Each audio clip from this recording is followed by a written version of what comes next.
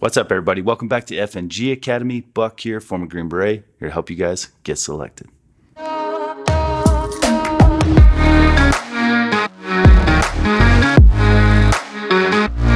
right, guys, in this video, you asked for it over and over and over again. Talk to Zack Hughes. Talk to Zack Hughes. Zack Hughes, the man. Listen, he heard you, I heard you, so we made it happen. And I have to say, I trust your guys' opinion. Without any further ado, here's the interview. Hope you guys like it because you requested it. All right, everybody, welcome to the FNG podcast and YouTube channel. So today we got a pretty special guest, Zack Hughes. So Zack is a fellow Green Beret who's working on helping you guys through the special operations selection process and giving back to the community. And Zack's been doing it longer than I have. And ever since we started this, actually, I haven't heard a single name more than Zack Hughes. You got to hook up with Zack Hughes. You got to talk to Zack. You got to talk to Zack. And I was like, following immediately. And so I'm pretty excited to finally have this opportunity and get to hash things out and talk to the guys that you guys clearly have learned so much from, and he's made such an impression on. So let's do it. Welcome, Zack. Welcome, my man. I appreciate it. Thanks for the intro. That was beautiful. I'm happy to be here. It's similar stuff on my end.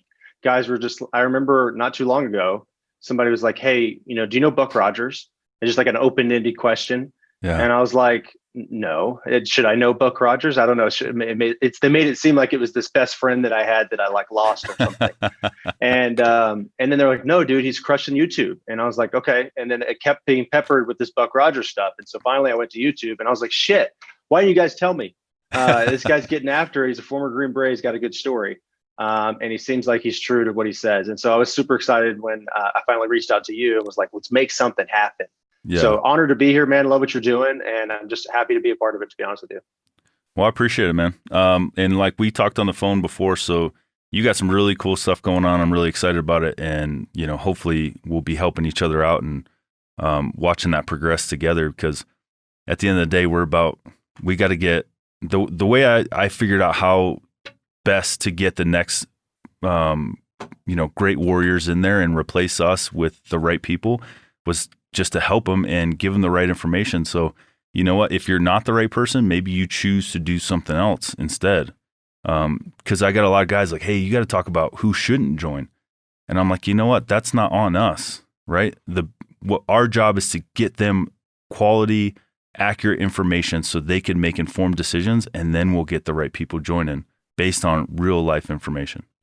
Yeah, that's good shit, dude. I had somebody ask me not too long ago, does special forces make you a better man or a good man, or does it turn you into something that you weren't, or did you find it? And I truly believe that you find it inside there. Mm-hmm. Special forces doesn't make someone some badass person. It digs deep into who you are, plays on what you want to be, who you want to tell your grandparents you were, who you want to tell your grandkids you were. And it turns a switch in you to go get something that you didn't know you had. And I think that rings true for exactly the same situation of what you're saying. Like, we can't tell people who's not going to be a good fit because you've got it inside you. I know you do. You just got to dig deep as shit, find some passion, and then go explore it. No, that's a fantastic point, because I mean, obviously if you went to a Green Beret graduation, right, and you look at all these guys donning that new Green Beret, like, you're not looking at your brothers and now sisters that you're next to on a team, on an ODA in deployment. It's a process, right? It's like they're scratching the surface, they're donning that Green Beret, and you're proud of them, and they're almost in, but they really have so much more to find to become part of that family. And that is that, like you said, that passion and that drive and that dig. And whether you're going combat or not, it's like, if there's work to be done, we need to be fighting each other to get our hands on that work first. And that's where we develop these bonds, and it kind of creates the mentalities that we have, to where now me and you doing this entrepreneur thing, and people wonder why we grind so hard. It's like, that's what Green Berets do, man. If there's work to be done, you attack it. You'll rest later, Yeah, dude. No, it's a profound movement. And I think you're right. There's a lot of there's a lot of overlap between entrepreneurs and special operators in general. I mean, I saw it so much with Elite Meet, our charity that I ran for a while, and it was incredible. We'd have hundreds of guys from the special operations community coming in almost every month that were pivoting out of the teams. And I mean, they fall into these organizations and they hit the ground. The guys that want to, the guys that work hard, the guys that put forth the effort, have the passion, they slaughter stuff in corporate America, just like they did here, because they've learned some stuff.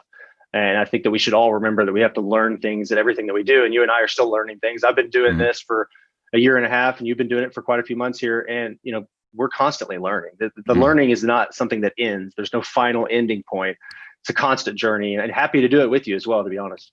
Yeah, thanks, man. And I appreciate you reaching out. And it's such a learning process, but it's what I've learned from special operations, and that's helping now with this learning process is like, I'm scared all the time, right? Like I'm fearful every time somebody's like, hey, you want to be on my podcast, or hey, do you want to talk to me? I'm like, holy God, I don't know if I'm the right person for this. I don't know if I'm going to ruin this, or how I'm going to do this, or how I'm going to make it happen.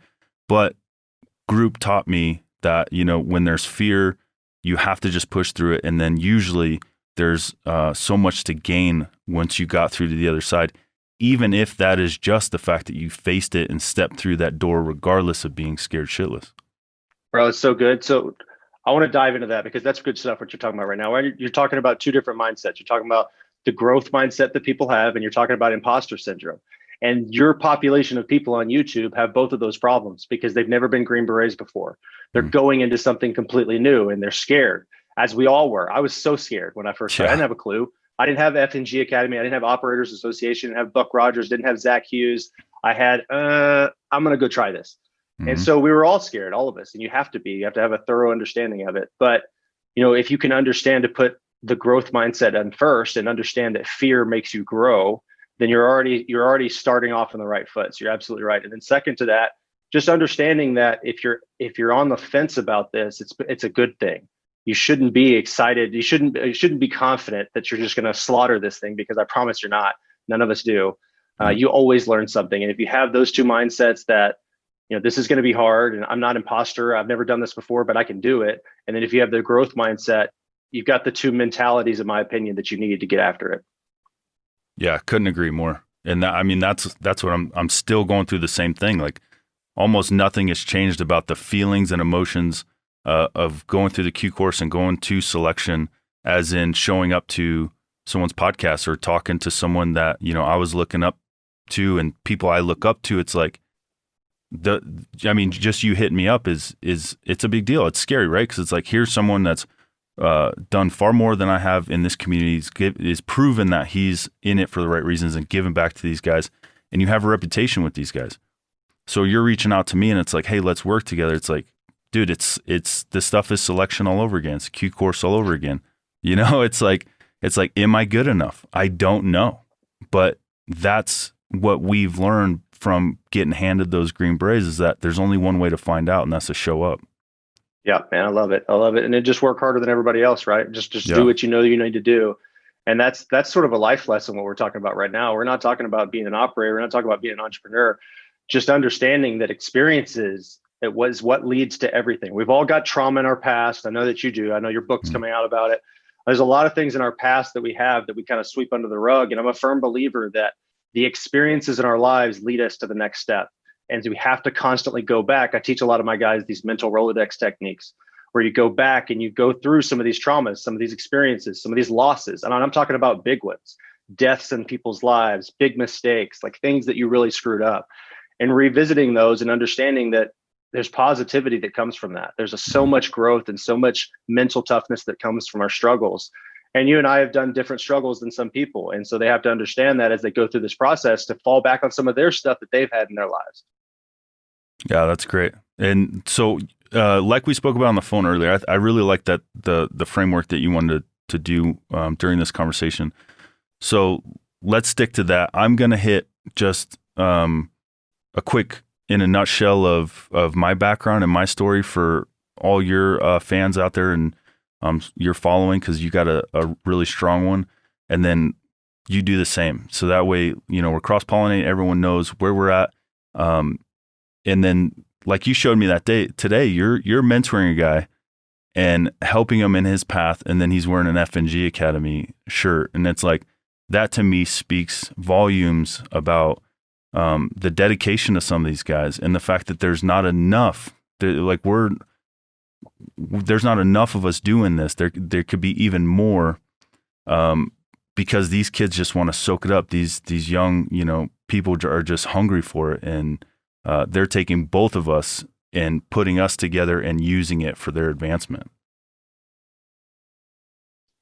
So a quick kind of in a nutshell of me, like you said, I got the book coming out, and basically it's not really a lot about war. And what it is about war, it's about the failures that I made in war, mistakes, losses, and things like that. But it really comes down to childhood and the way things started off for me with the childhood trauma. My mom was a drug addict and alcoholic. My dad left when I was 1. And the stress of growing up for me was so intense. There was times, like every time I got off the school bus to walk home, it was like my gut sank because I didn't know how bad things were going to be. One day I got home and my mom's car's inside the house because she drove it through the wall. And the owner of the house is her, alcoholic boyfriend who's likely going to kill her when he gets home. And then waiting inside to see how that plays out. Shot at when I was 8 because she ripped off her drug dealer and he started shooting at the car and we almost got hit, my brother and I. So these like constant stresses in my life and like growing up, poor and on welfare, they really started to shape me in like a very negative way. And they gave me a very negative view of who I was as a person. So I kept getting in trouble. I couldn't get my act together. And I finally decided that maybe the military would straighten me out. Maybe they would give me a platform to be myself and allow me to fight if I had to, or just be rough around the edges, and they would understand. So I joined the military, went to Ranger selection. I got hurt, and then went, to 173rd in Germany, got a deployment in, came back and went to selection. And then I started to realize that looking back on it, like what I was looking for when trying to join special operations community was that what a father should give their son, right? Is like that ominous dominus that you are on the right track to be a man, and I felt like that was something I was lacking and I needed it. I had no idea who I was. I didn't like myself. I didn't like what I was about, and so I was always doing things to get away from that. So I felt like I was white trash and undereducated. So I would, I got an associate's degree and then a bachelor's degree, and then I'm finishing up my master's degree now. And so I started running marathons and I started checking off all these accomplishment checklists so that way I could distance myself from that poor white trash kid that I hated so much and I wanted to run away from. And it wasn't until I got the hardships of selection and the Q course that I started to realize that, like, why am I succeeding, at selection? Why are these successful men in life looking at me and saying, he's good enough, he's going to get selected, he's going to pass this course? And there were so many, as through the Q course that look at you and get to make that decision. There's like cadre after cadre that get to look at you and give you their blessing for you to move on. And so that's when, and it's crazy because you just said exactly what the process did. You said with the mental Rolodex. That's what I did. I started going back and unboxing all that trauma and started to learn who I was, and what benefit I was actually obtained from being poor, from, being on welfare, from having all that anxiety in my life, from trying to overcome all these stressors and traumas, and how was it benefiting me now? And that started the book, in trying to figure out how I can give that message back to people. So that's kind of my story. That's my process. It looks like we had the same thing. We give the same advice. And I think it's like literally we could have 15 Green Berets all on here giving the same advice, But just like you said, your experiences are different. We all need to be doing it from our perspectives because we're only going to reach so many people. I can only reach so many people before they don't connect with my message anymore and they need your spin on it. You know what I mean? Yeah, man. I think that's good shit. I think in general, how I see it is we need so many good operators. It's unreal. I've seen great operators. I've seen average ones. I've seen bad ones. So have you.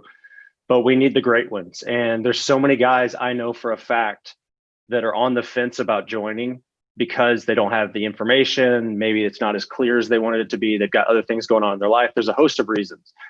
And so if I can help one guy have the clarity to, which I have obviously, and you have as well now, if I can help one guy, 10 guys, 1,000 guys, 1,000,000 guys have the clarity to feel like they can do this, or to feel like that service is for them, or that, just give them that extra bit of information or knowledge or power or motivation or drive or purpose to go knock this out, then the job's well done, in my opinion. It looks like that's the same going on for the F&G Academy. And there's so many young men that are on this fence. So I know that because I was one of them. I waited from the time I was 18 to way past 25 before I joined the Army. And it was because of this hesitation, this like lack of really having that purpose. Like I dragged my feet for 7 something plus years and didn't join the Army, jumping around from colleges. And that's not what I wanted to do. I knew I needed to be in the Army, but I didn't have that like next level thing, whatever it was, that drive, that commitment. I just didn't have it until it was time. It probably worked out the best for me because I probably wouldn't have done some good stuff at 18 years old. I would have just been a monster in the Army and just got out. Same. There's no way I would have done what I did now in my career. I wasn't ready. And so it worked out for me, but we got to be there for these guys that are on the fence about this stuff because the legacy of special forces demands it. If we've paid attention to the news recently, there's been, there's assholes everywhere in every special operations branch that are civilians and police officers and activists. It doesn't matter. There's humans will err and will sin. And we need the great guys in there. And I just feel duty bound as a mentor to get those bastards in there as much as possible. Yep. And that's, to me, it's like, it's been a healing process too. At the same time, like I'd like to say that this is all for them. But I'm gaining so much from them that it's unreal. And like I said, the book was a healing process for me. Now the YouTube channel is a healing process for me. And I want people to know, and that's what I want the guys to know, because this is how I felt, is it's okay to be broken and you don't have to be perfect. And special operations is not a community for Captain Americas who, grew up in this perfect household and mom and dad was home and everything was just peachy. And then they went to college and, and it's like, that was hard because there are some of those guys in there, especially, a lot of them are officers. Yeah. It's like, they just had the perfect path and they just did everything right. And it's like, do I have to be that guy to reach this goal? And it's like, absolutely not. Everything that you could have done wrong, I've done wrong. I've been in the back of cop cars. I've done all that stuff. And I still figured out a way to make it work. And I think that we have the ingredients now and the process locked down to where other people could start healing and then achieving their real goals, Yeah, that's incredible. That's incredible to think about because, the beauty of a special forces team, in my opinion, is because you've got so many different walks of life. You got guys from the East Coast, the West Coast, guys that have master's degrees, guys that never barely finished high school, guys that were doctors. My roommate through the Q course is one of the wealthiest humans I've ever met. And he went to an Ivy League college and he went to a boarding school that was like 50,000 a year from K through 12. I mean, it's just insane. This guy he's somebody that had money way beyond anything that I've ever seen in my little home in the middle of Texas. And he was my roommate all through the Q course. And this guy came from like pure wealth. Most of his friends that I met were like Harvard graduates, Yale graduates. I mean, it's just the true 1%. And it was profound because all he wanted to do was be a Green Beret. That was his whole purpose in life. Like he wanted to be a Green Beret and he did it. He did it well. He's crushing it. He still is.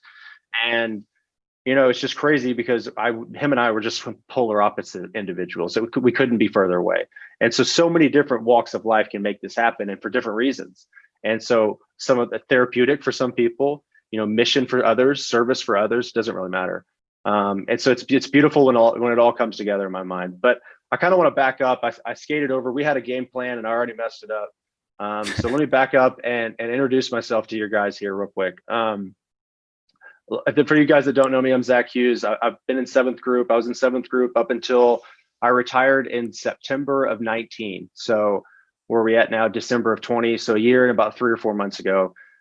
Grew up in Fort Worth, Texas, small town. I went to the same, I shouldn't say small town. It's a massive town. But we lived in a small little area and went to the same elementary school, middle school, and high school as my mom. Wore her t-shirts from her class of 70 all through high school. Thought I was cool. And after high school, I was like, okay, I'm going to go to college. I wanted to join the Army, but frankly, my parents weren't excited about it and they deterred me from doing it. Like a lot of men across this nation, my mom didn't want me to go to war. That's super, super common thing, but I wasn't a man enough yet to tell her no. It took me years and I'm finally pulled that trigger. And so I went to college and for criminal justice because I thought I wanted to be a police officer. And then I went to grad school right after college for criminology as well. And I really thought that I was going to be a police officer. That was like, I knew I wanted to serve, but I didn't know how. And along the way in a police academy, I found out that there was this little thing called special operations and that is so much what I needed to see. And so I found some Green Berets, got a hold of some people, kind of made some conversations. And the next thing I know, I'm in the middle of basic training, going down an 18 X-ray pipeline, like getting after it, completely threw away the whole police thing, just on a dime. I mean, literally a dime. I was like in a police academy, the whole thing. I was like, nope, this is going to be boring. I know it is. I feel it. I know cops. I want the real deal. And so that's what I did. And it was exactly what I needed. It was much better lifestyle that was going to be for me. I was all in. I needed to be all in on something, I think, at that time in my life, not halfway. The guard wasn't for me. And so going through the Q course was, it was a big learning opportunity for me. I think that, it sounds like you were in the Army before you went to Special Forces. Is that accurate? Yes.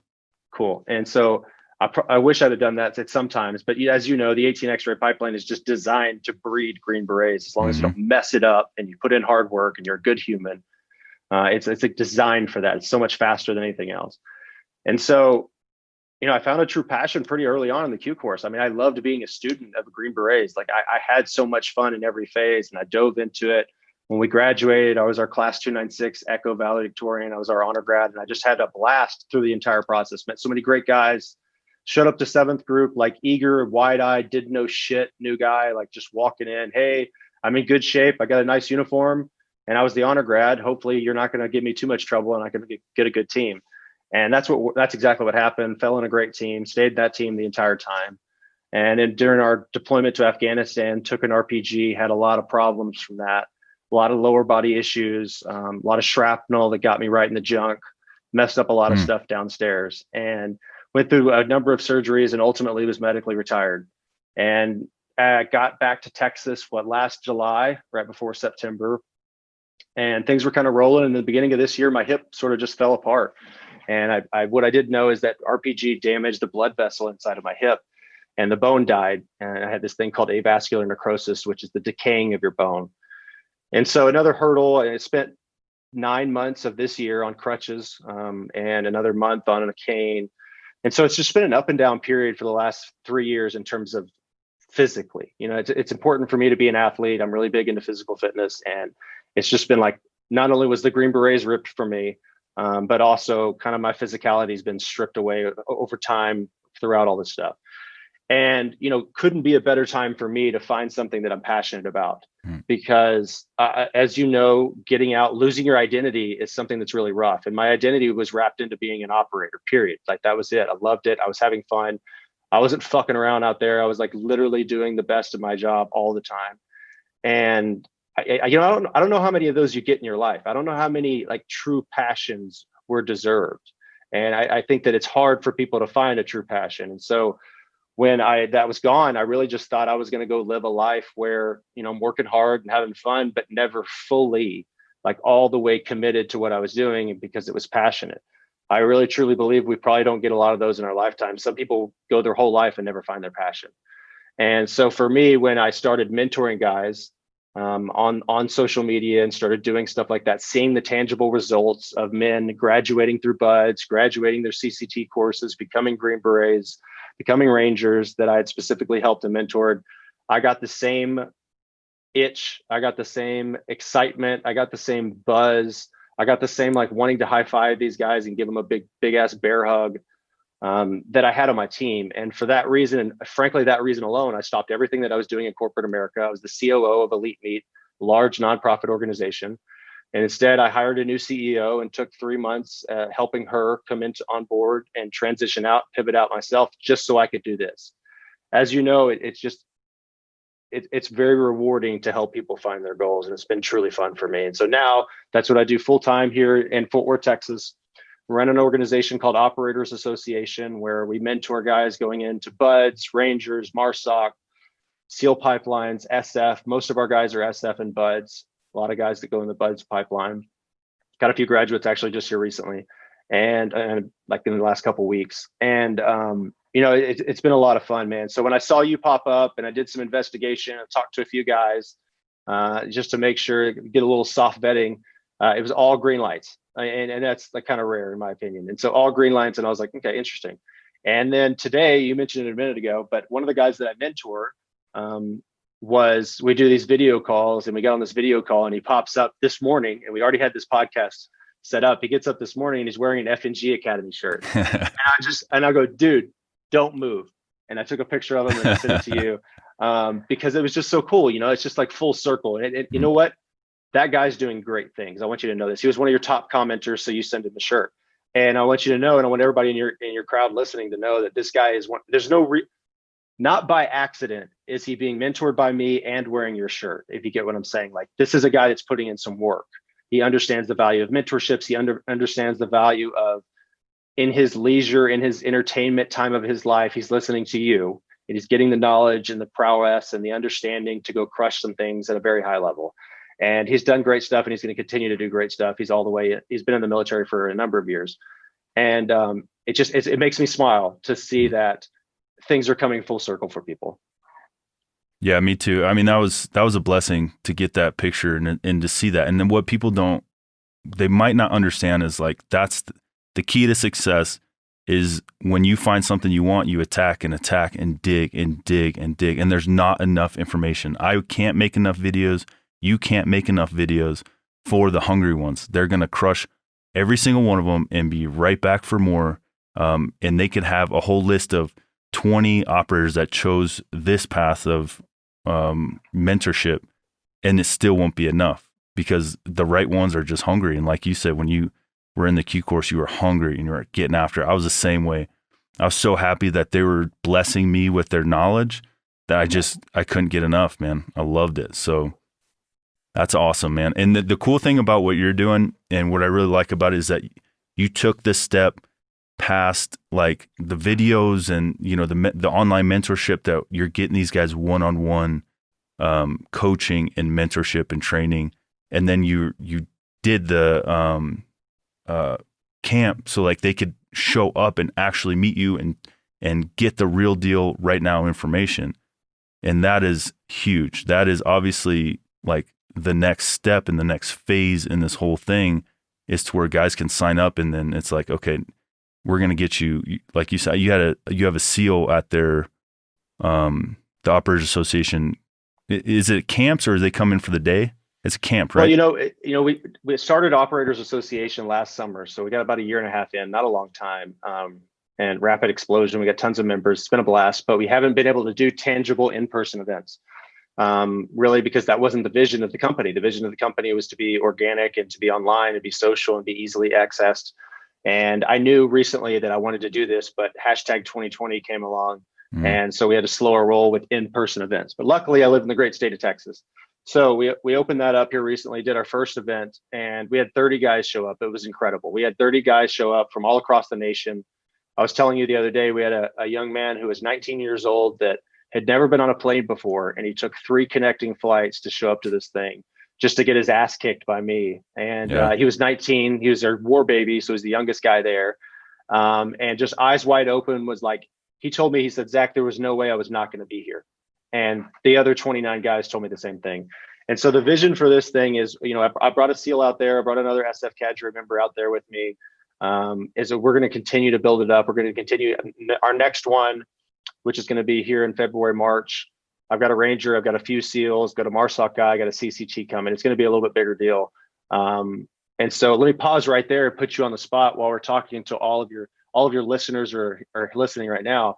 Do you want to go ahead and just make this an official announcement that you want to commit to showing up to the Operators Association event? I'd love to have a guest cadre out there. I'll be there. There it is, dude. That was quick. That was quick. I love it. All right, cool. So that's what I'm talking about. Let's get some stuff, and you and I can chat about that offline. But let's get some stuff going tangibly. It's been so much fun, and I think that here's the real thing, dude. I'm a kind of a blue collar guy. I like hands-on work. I do better working with hands-on stuff. Social media is so foreign for me. It doesn't probably look like it today, but it was a year and a half ago. And when I started this in-person event for Operators Association, it was like another gear for me, because I saw 30 young men in front of me looking and hungry. Like, I knew these guys are going to go do great shit. They're trying, they're running, they're jumping, they're working hard, they're paying their dues, they're getting after it, they're flipping their lives around. And that motivated the shit out of me. It like really did, seeing these guys.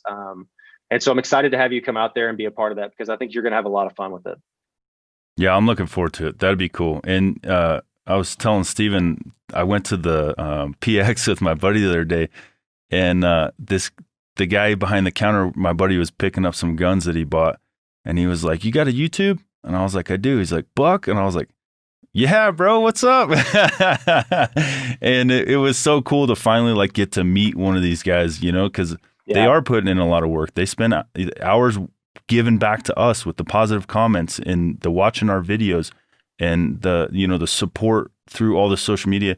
They're basically giving us as much as they possibly can, which is through comments and positivity.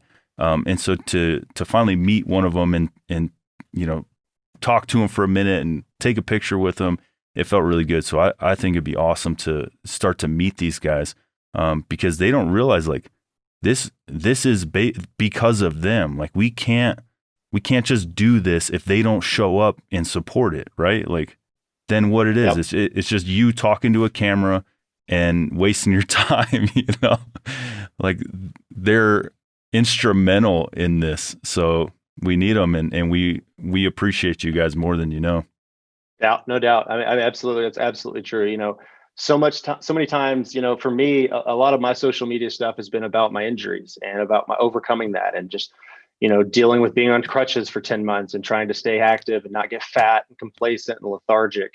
And I just drive off of motivation from men and women across this nation. So many amazing DMs and tags and "you got this" and like stuff like that. I mean, it may seem trivial to some people, but that shit keeps me going. It really does. Yeah, I couldn't agree more. So cool, man. I think we'll keep this one right about there for about how long I usually send those videos. And dude, this is awesome, man. I can't wait to see the feedback from our guys, because listen, we have our crew is basically the same crew. Like your guys are my guys are your guys. They are hungry, and they rep you hard. So like they're not coming over to my channel and being like, "Oh man, thank you," without saying, "Thank you and Zach." And I always get like, "You, Zach," and maybe they'll throw in a SEAL out there that's helping them out or something, but it's always you. So, your fans got your back, and it pays, to give back to these guys, and they appreciate it. So I'm glad to be doing it. I'm super stoked. I never thought that, coming from law enforcement, I did the typical thing, right? It's like military is like, all right, what do you do now? You go to law enforcement, so, and then all the riots happened and all that stuff. And I was like, I need to do my own thing. And I never thought that this would be a possibility. And it's been one of the most rewarding careers I think I've ever started to do, and ever been part of. So I'm stoked to be here, man. And it was great talking to you. Yeah, same here, man. I really appreciate you having me on. Your podcast and your YouTube page have exploded here recently, and that's not by accident, in my opinion. It's because you come from a place with a good heart. There's a reason that you and I are talking right now, and it's because you're doing well. And I think that I like to see what we're going to do together in 2021. I'd love to see what you're going to do on your own. I think it's going to be incredible stuff, no matter what it is.